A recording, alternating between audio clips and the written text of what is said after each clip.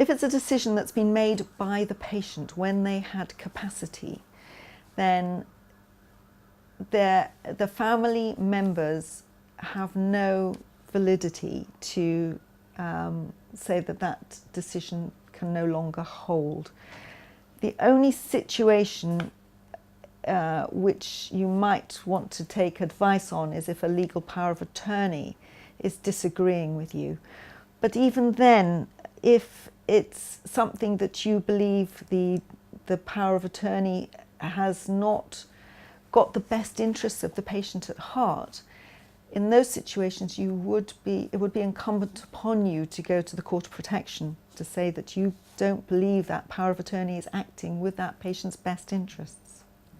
Yes, I think we're always going to encounter difficulties. My favourite story is a completely lucid patient who was 96 with full mental capacity but renal disease, stage 4, with whom I felt I ought to have a discussion about her advanced care plan and her priorities and wishes.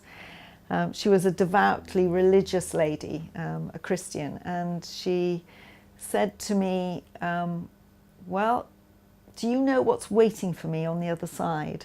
And I said, no, I'm sorry, I can't answer that. She said, well, until you do, you better keep me going. I want to be resuscitated, which I thought was delightful. I've had more patients who've said, I don't want to discuss this, than have had difficulties around discussing it. And that's not many patients who say they don't want to discuss it, because I think if it's phrased correctly, and I've got some pointers as to how to ask the questions, most patients, if you ask them what they feel a good death is about, say they want to die with some dignity.